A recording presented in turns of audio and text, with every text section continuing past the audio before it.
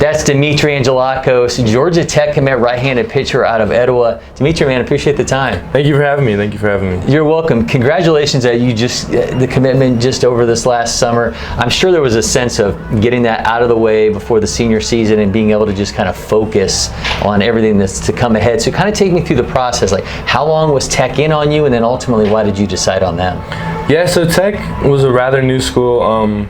When they hired Coach Taylor, he saw me pitch probably about like 2 days after he got the job, and I actually threw here, had a really great outing, and visited like 3 days later, got the offer, and I was like, I'm set. So it was a pretty quick process with them.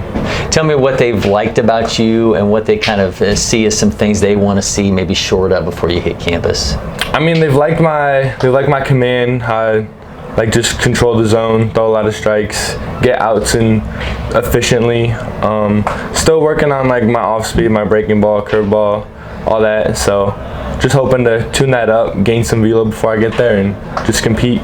I'm sure there was a time when you maybe had a notion of being a two-way guy at the collegiate level. Obviously, you're going to Tech now to pitch.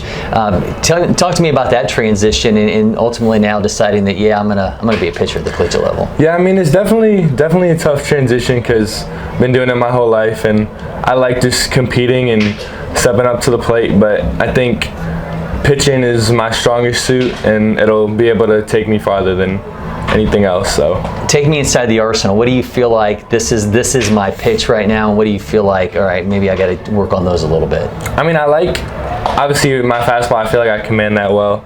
I'm really a go-to changeup guy just because I feel like it has good movement and I locate it well.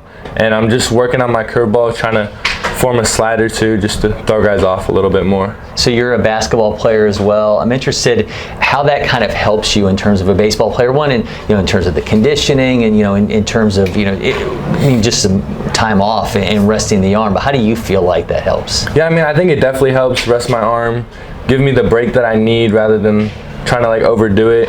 But yeah, I think it keeps my athleticism up, keeps me mobile, working different muscles over the winter, and just getting overall explosive and ready for the next year. In terms of your presence on the mound, who do you like get on YouTube and watch and guys and say, okay, that's a piece of my game that I really want to have?